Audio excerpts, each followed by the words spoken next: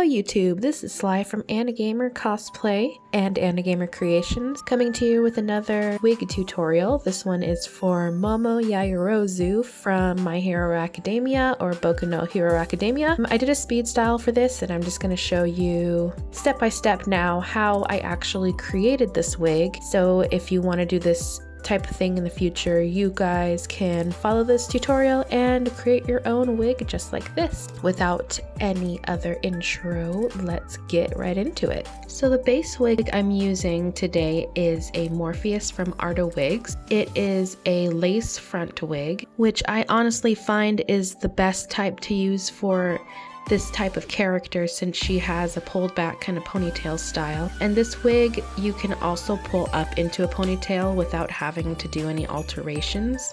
But I do have a tutorial on how to make an alteration for a ponytail to be pulled up into a ponytail if you need to use a different type of base wig. The color I'm using for this wig obviously is black. So the first thing I'm doing is creating her little side bang thing that hangs down. This is important because you don't want it to get caught up in the ponytail when you are pulling the ponytail up. So what I do is I'm just gathering the amount that I want and then just clipping it out of the way. Since this is a lace front wig, you're probably gonna have to use a hair dryer or a hair straightener to make the hairs go over to the right, and you don't want to go too far back when you're grabbing the hair you need because you might actually show the weft, and so just be aware of that. The next thing you're gonna do is pull your hair, the rest of your hair, up into a high ponytail. What I did was I pulled half of it up, the top half, I pulled half of it up into a really high ponytail because it's really hard to gather up all the hair to put on into a high ponytail all at once. So I took the top half first, tied it up with the hair tie, and then I took the bottom half, pulled it up, and I made sure, to brush out everything so that it was all smooth and everything along the sides and the top and the bottom. And then I tied that off as well to the first ponytail that I made. So essentially it all becomes one ponytail, but you do it in two parts just to make it easier for yourself so you don't have to struggle with it as much. Another thing you'll need for this wig is a ponytail clip. Personally, I really liked using Arta's curly clip, just the shorter one, because it had layers already, and honestly I find that it's thicker than any of the other ones, but I still added wefts to it. That'll come up later, but you also want a pack of long wefts or some other type of clip. You can also buy two curly clips and take the wefts out of one and sew them into the other one, just because you need a lot of thickness for her ponytail since it's really spiky and really high. The other reason I have the ponytail clip attached to the wig right now is because I'm going to be straightening these curls pretty much. Since Momo's ponytail isn't curly, I just got the ponytail clip for the layers pretty much. So I'm going to be straightening this using a normal straightening iron. You can use whatever brand you have or anything like that. Arta's fibers, they are heat resistant, but up to a certain point. So I will put that in the video somewhere around this point of how hot you can have your straightening iron. But basically what I do is I separate several layers of wefts and straighten them, in sections like that, just because it's easier to make sure you get everything and don't end up with wefts that aren't straightened properly. You also want to make sure you wait to work with them until the fibers are completely cool, because that's how they pretty much set into the style that you need them to when you're using heat. And here you see the finished product of all the curls, no longer curly and straight.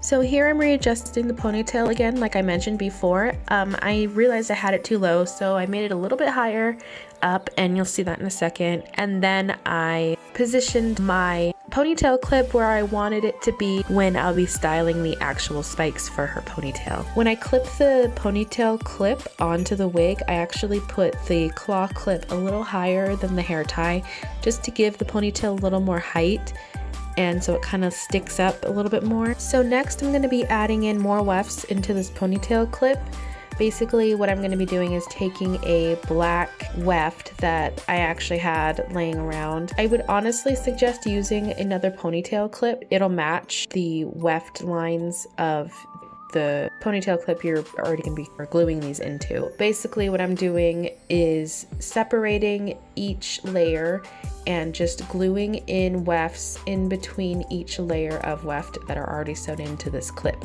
You can sew them in too, but that requires taking out the claw clip and sewing them in and then redoing the claw clip and all that, and it's just kind of a hassle. So I just used glue. I used tacky glue, just the normal white tacky glue. Just be careful you don't get any on the outside of the hair because this stuff doesn't dry clear, so you'll be able to see the glue on the outside if you get any on the outside. You're also going to need some pins for this, straight pins or T-pins. I suggest straight pins so it's easier to pull out, you know, with the ball ends, or something larger. To be honest, the ball ones, the little ball on the top tend to come out when you're trying to pull pins out when the glue is dry.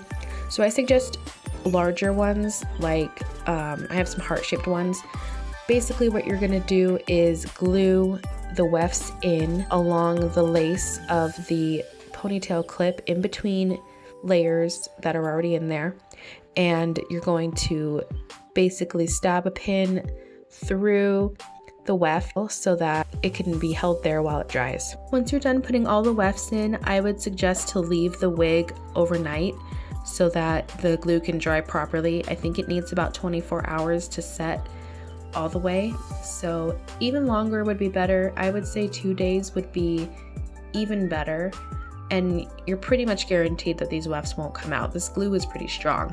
So you're going to want to remove your pins after that. Just be careful, and you may need to use some pliers to get the pins out, just because this glue is pretty strong and it hangs on to pins really well. I've had some pin casualties to this process all the time, so just be careful about that, and be careful you don't leave any pins in your wig, because when you put your wig on and you get stabbed by pins, that is not fun either. So once you have all your pins out, then you're going to want to cut all the extra length off of your ponytail if you used long wefts.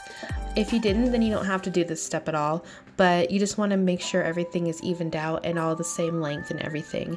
And this is a good time to do your layers also if you want to add some more layers.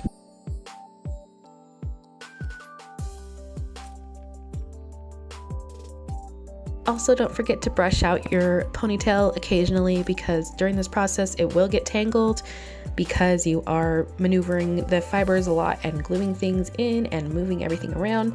So you're going to want to brush it out every once in a while just so it stays smooth and nice. And if you also need to re-straighten anything, then you can do that as well. So next, what we're going to be doing is putting some volume into this ponytail by teasing the heck out of it. I really have found doing this helps so much with volume and spikes and things like that, so I do it a lot now.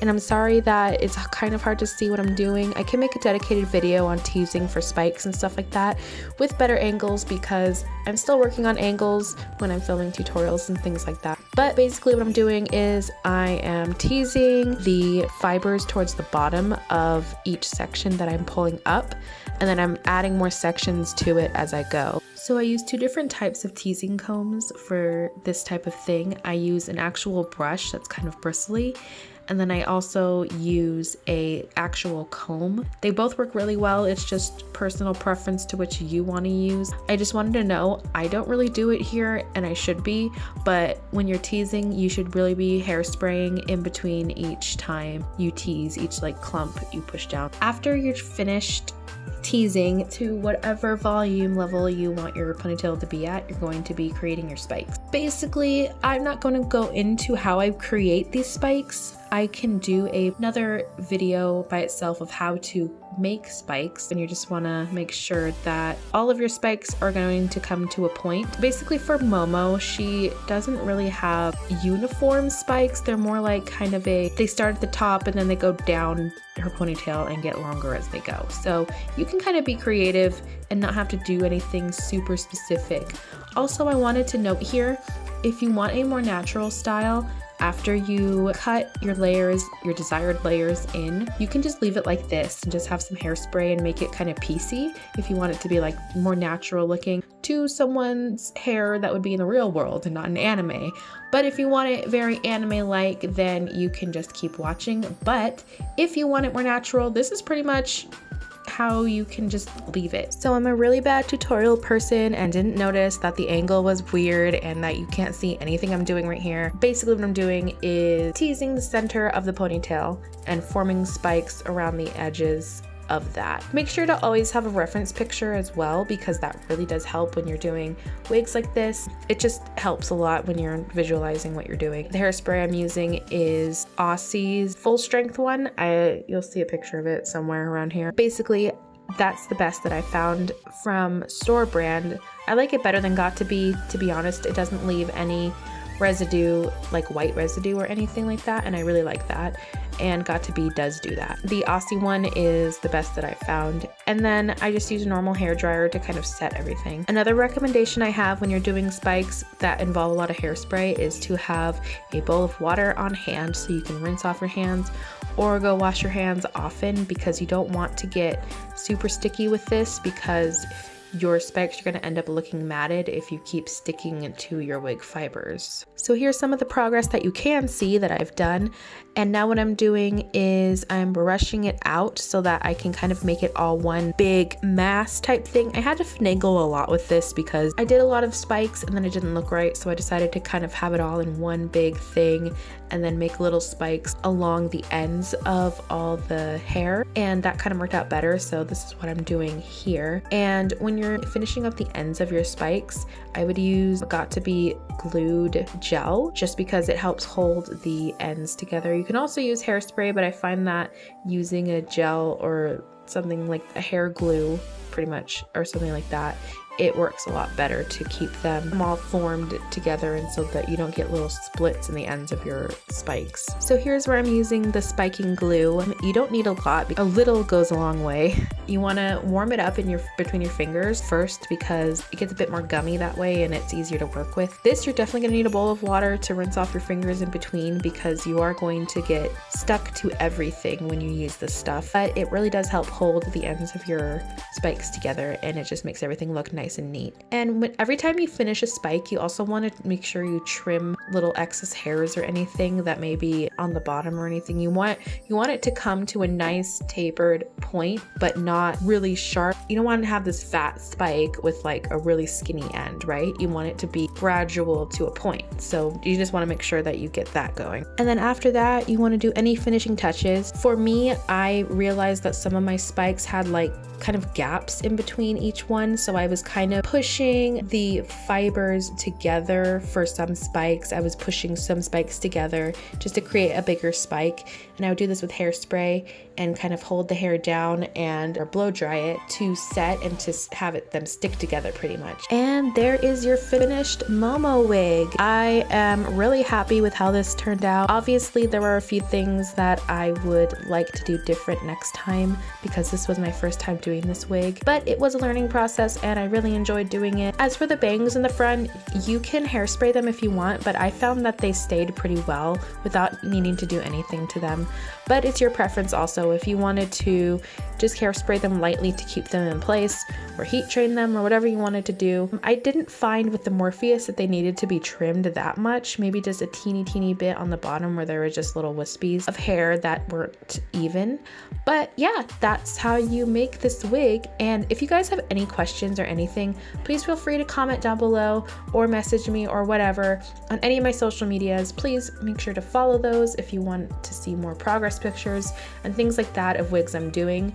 And also, please be sure to check out our Patreon for more exclusive wig tutorials that are only available on Patreon. And thank you guys so much for your support. I will see you guys in my next tutorial. Bye!